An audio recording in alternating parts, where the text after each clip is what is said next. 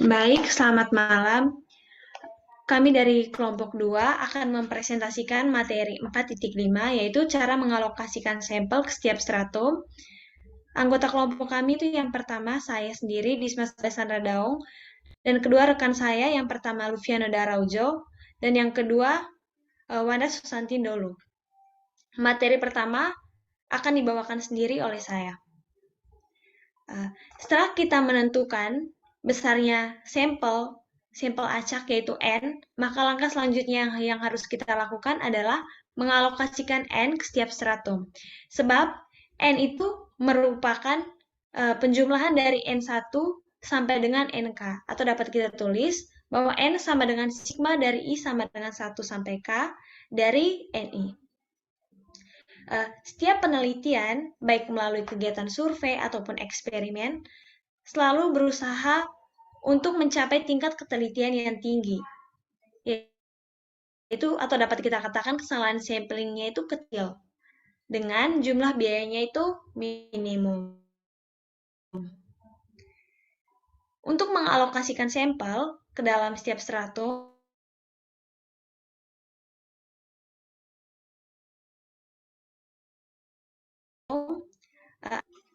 banyaknya elemen dalam setiap stratum, itu mempengaruhi tingkat ketelitian informasi yang diperoleh dari sampel. Suatu sampel sebanyak 20 elemen dari populasi dengan 200 elemen akan menghasilkan informasi dengan tingkat ketelitian yang lebih tinggi apabila kita bandingkan dengan sampel sebanyak 20 elemen, akan tetapi jumlah populasinya itu 20.000 elemen. Oleh karena itu, stratum dengan banyak elemen itu sebaiknya sampel yang diambil juga lebih besar dibandingkan stratum dengan elemen yang lebih sedikit.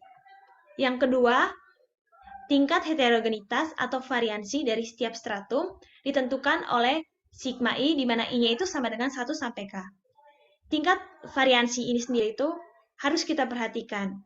Stratum yang heterogenitasnya itu tinggi, maka sampel yang diambil itu harus lebih besar daripada stratum yang relatif homogen. Yang ketiga, biaya untuk memperoleh satu observasi dalam setiap stratum disimbolkan dengan CI. Jika biaya per elemen atau per observasi berbeda-beda dari stratum yang satu dengan stratum yang lainnya, maka stratum dengan biaya yang tinggi itu atau mahal harus diambil sampelnya itu kecil dibandingkan dengan stratum dengan biaya yang lebih murah. Hal ini agar jumlah biaya yang kita keluarkan untuk melakukan observasi ini minimum. Berikutnya.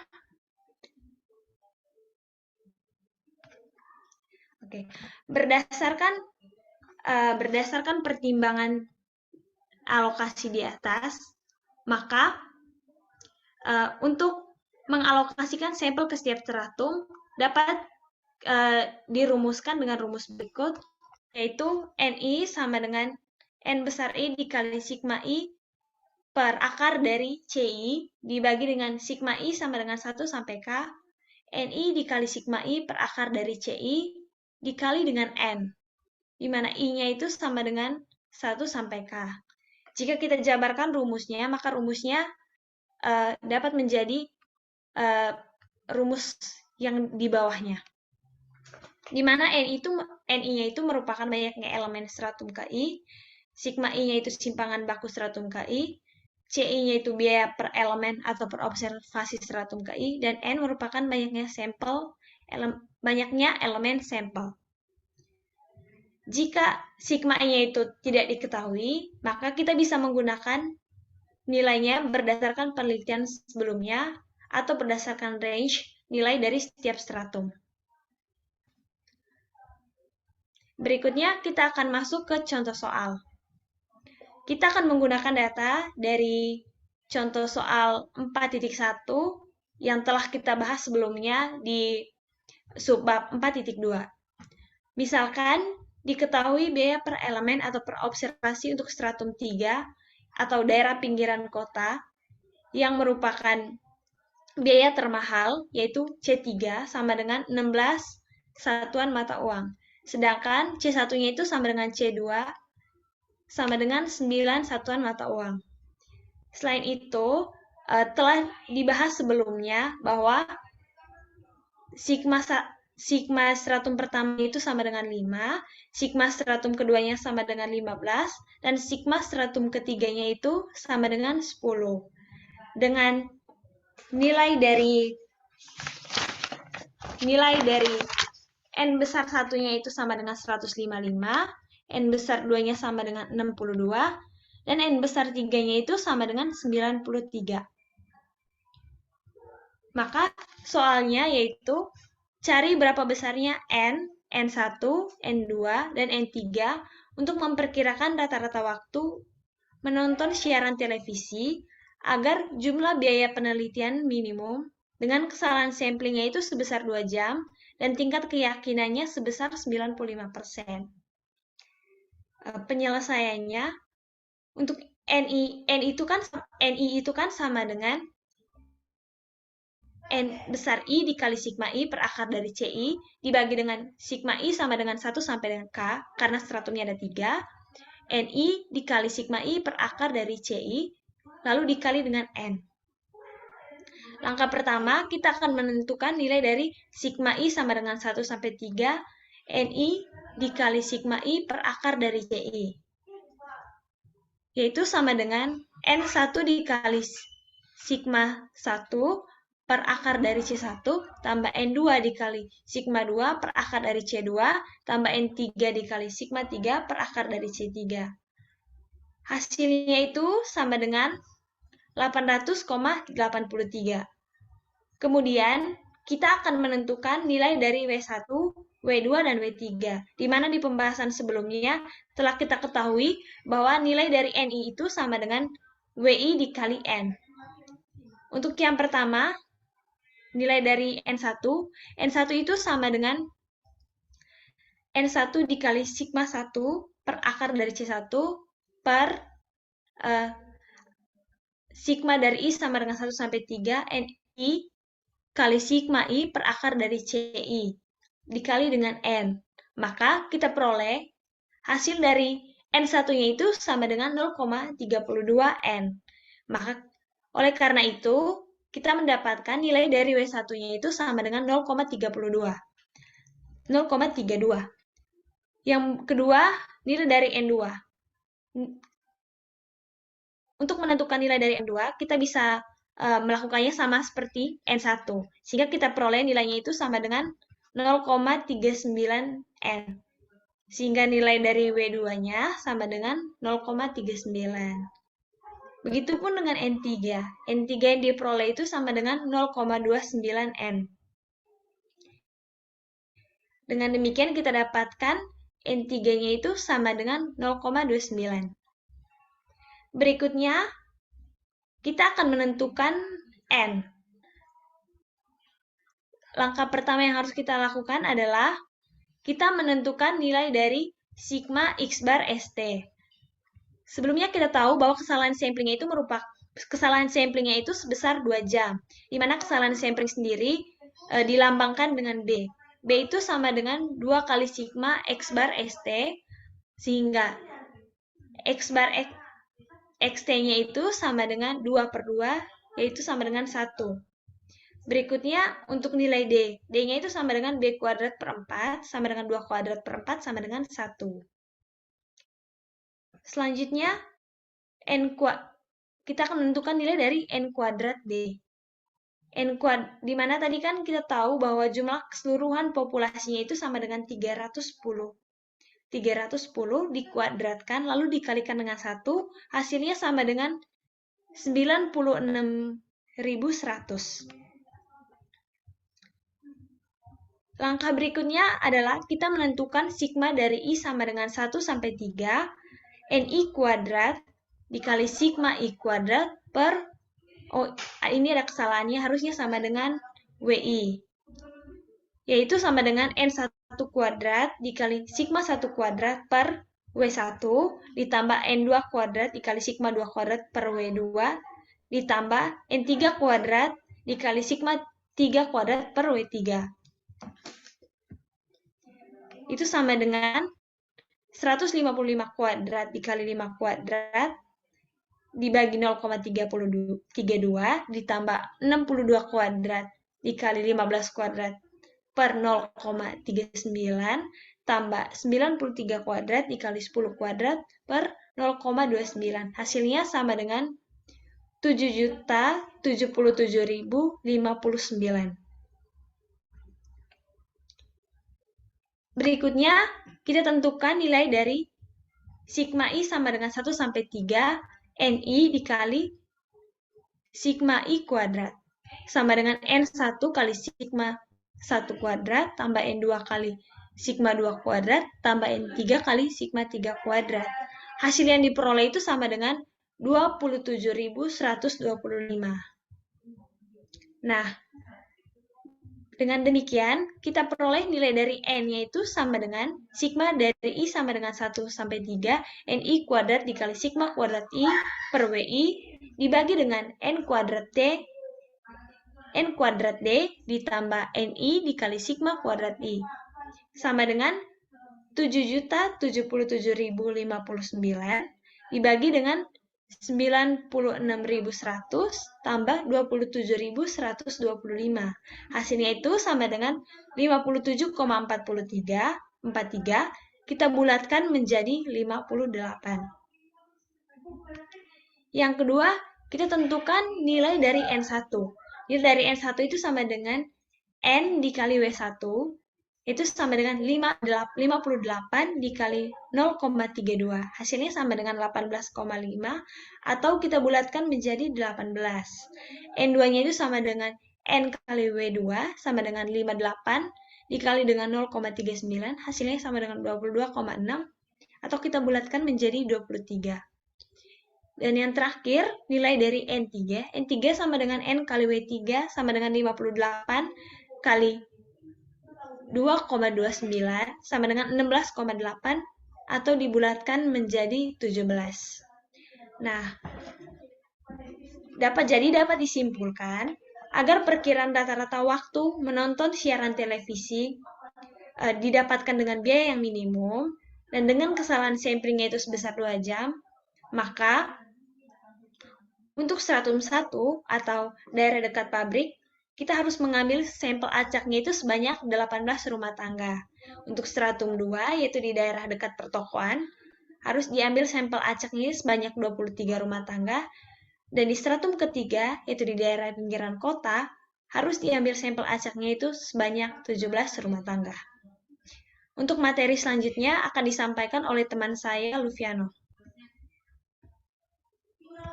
Baik, saya akan melanjutkan bagian alokasi optimum. Apabila biaya memperoleh informasi per elemen itu sama, itu artinya CI sama dengan 1 untuk semua I, maka kita memperoleh rumus alokasi optimum, yaitu NI sama dengan N besar I dikali sigma I per sigma I sama dengan 1 sampai K dari NI kali sigma I terus dikali N untuk I sama dengan 1 sampai K. Kita masuk ke contoh soal.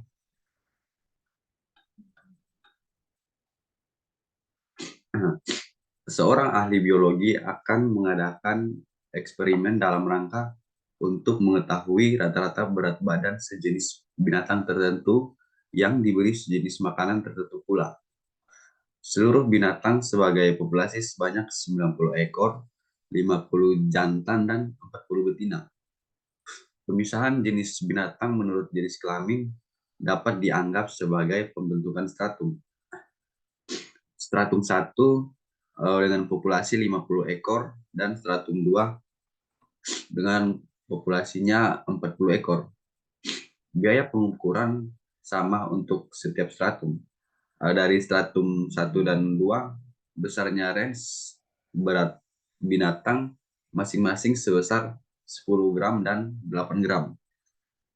Dengan anggapan bahwa berat binatang mengikuti distribusi normal, maka simpangan baku itu seperempat dari range. Sehingga sigma 1 sama dengan 10/4, yaitu 2,5, dan sigma 2 sama dengan 8/4, yaitu 2.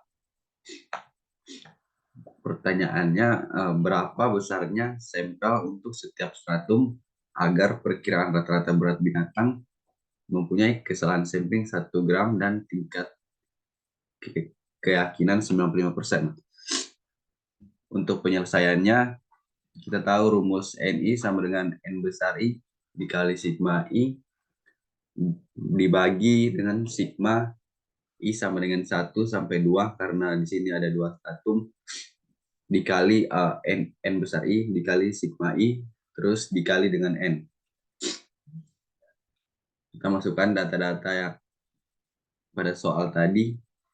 Jadi kita mencari, pertama-tama kita mencari sigma I sama dengan 1 sampai 2 NI dikali sigma I, yaitu 50 dikali 2,5, terus ditambah 40 dikali 2, hasilnya 205. Nah, selanjutnya kita mencari W1 dan W2-nya.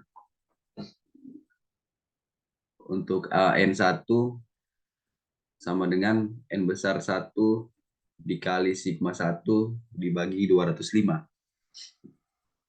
Terus dikali dengan N, kita peroleh 0,61 N. Sehingga W1-nya itu 0,61. Dengan perhitungan yang sama, kita memperoleh N2 itu sama dengan 0,39 N. 0,39 N. Sehingga W2-nya sama dengan 0,39. Langkah berikutnya, kita akan mencari nilai dari sigma I sama dengan 1 sampai 2 NI kuadrat dikali sigma I kuadrat dibagi WI. Yaitu sama dengan 50 kuadrat dikali 2,5 kuadrat dibagi 0,61 ditambah 40 kuadrat kali 2 kuadrat dibagi 0,39. Kita peroleh 42.025,1.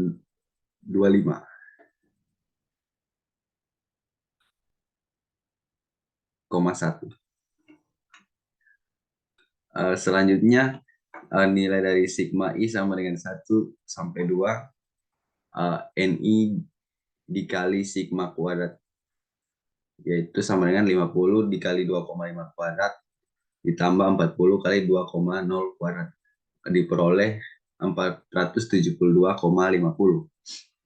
Selanjutnya kita mencari nilai D, yaitu B kuadrat dibagi 4. Kesalahan samplingnya itu 1, jadi 1 dikuadratkan terus dibagi 4, hasilnya 0,25. Selanjutnya kita mencari nilai N dengan rumus sigma I sama dengan 1 NI kuadrat dikali sigma I kuadrat dibagi WI, terus dibagi N kuadrat D ditambah sigma I sama dengan 1 sampai 2 NI dikali sigma I kuadrat.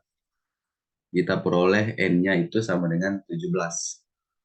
Setelah itu kita mencari sampel dari masing-masing stratum, yaitu NI sama dengan N dikali WI.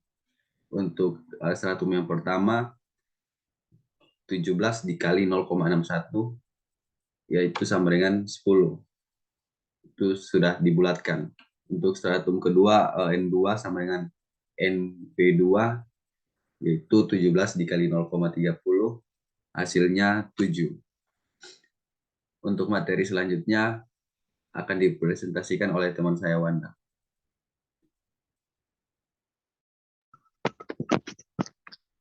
Yang ketiga, alokasi proporsional. Apabila biaya sama besarnya untuk setiap stratum, maka CI atau biaya per elemennya bisa diberi dengan nilai 1. Juga jika simpangan baku sama untuk setiap stratum SI diberi nilai 1, maka diperoleh rumus alokasi proporsionalnya itu untuk memperoleh NI sama dengan banyaknya elemen sampel acak dari stratum I. Dengan rumusnya itu NI sama dengan N besar I per N dikali dengan N kecil. Dengan I-nya itu dari 1, 2, sampai dengan K. Kita masuk pada contoh soal dari alokasi proporsional. Kita masih menggunakan data pada contoh soal 4.1, akan tetapi biayanya sama untuk setiap stratum dan simpangan baku juga sama untuk setiap stratum, yaitu sigma I sama dengan 10 untuk semua I. Tujuan dari penelitian ini masih sama, yaitu ingin memperkirakan rata-rata waktu melihat siaran televisi per minggu bagi seluruh rumah tangga dengan kesalahan samplingnya itu selama 2 jam. Diketahui di sini CI itu sama dengan 1, sigma I itu sama dengan 10 untuk semua I. Maka kita gunakan rumus NI sama dengan N besar I per N besar dikali dengan N, dengan I-nya itu sama dengan 1, 2, sampai dengan K. Kita mencari N1, yaitu N1 sama dengan N besar 1 per N dikali dengan N sama dengan 155 per 310 dikali N sama dengan 0,5. Yang N kedua yaitu N besar 2 per N besar dikali N sama dengan 62 per 310 dikali dengan N sama dengan 0,2 N. N3 sama dengan N besar 3 per N dikali dengan N sama dengan 93 per 310 dikali N sama dengan 0,30 N. Jadi kita dapatkan W1 sama dengan 0,5, W2 sama dengan 0,2, dan W3 sama dengan harusnya 0,30. Di sini kemudian kita cari batas kesalahan samplingnya itu dengan rumus 2 dikali sigma X bar ST sama dengan 2, dan didapat sigma X bar ST-nya itu sama dengan 1. Kemudian kita cari D-nya itu dengan rumus B kuadrat sama dengan 4. Tadi sudah diketahui B-nya itu 2, maka B kuadrat sama dengan B 2 dikali 2 sama dengan 4 per 4 per 1, sama dengan 1. Dan N kuadrat dikali D sama dengan 310 dikuadratkan dikali 1 sama dengan 96.100. Kemudian kita dapatkan sigma I-nya itu sama dengan 10 untuk semua I. Kemudian kita cari sigma I sama dengan 1 sampai 3 dari NI dikali sigma I kuadrat sama dengan NI1 dikali sigma I2 ditambah NI2 dikali sigma I2 dikuadratkan ditambah N3 dikali sigma 3 dikuadratkan sama dengan 155 dikali 100 ditambah 62 dikali 100 ditambah 93 dikali 100 sama dengan 310 dikali 100 sama dengan 31.000. Kemudian kita cari sigma I sama dengan 1 sampai 3 dari NI kuadrat dikali sigma I kuadrat per WI sama dengan N1 kuadrat dikali sigma I kuadrat per W1 ditambah N kuadrat dikali sigma 2 kuadrat ditambah N3 kuadrat dikali sigma 3 kuadrat per W3. Kita dapatkan 155 dikuadratkan dikali 100 per 0,5 ditambah 62 kuadrat dikali 100 per 0,2 ditambah 93 kuadrat dikali 100 per 0,30. Maka didapatkan nilainya itu 96.610.000. Kemudian kita masukkan ke dalam rumus sigma I sama dengan 1 sampai 3 dari NI kuadrat dikali sigma I kuadrat per WI per dengan N kuadrat D ditambah sigma I sama dengan 1 sampai 3 dari NI dikali sigma I kuadrat sama dengan 9.610.000 per 96.000 ditambah 31.000 sama dengan 75,6 atau 76. Dibulatkan menjadi 76. Kemudian kita cari NI-nya itu sama dengan N dikali W1. N1-nya itu kita dapatkan 38, N2-nya itu kita dapatkan 15, dan N3 itu kita dapatkan 23. Sehingga hasilnya ternyata berbeda dengan contoh soal pada 4.7. Karena dalam contoh soal 4.9 ini, varians untuk setiap stratum itu sama besarnya. Sehingga di dalam praktek seringkali kita jumpai bahwa jumlah biaya penelitian sudah ditetapkan di dalam anggaran yang sukar untuk diubah lagi. Dengan biaya tetap ini, kita dapat gunakan sampel ke dalam stratum agar diperoleh perkiraan dengan varians yang minimum.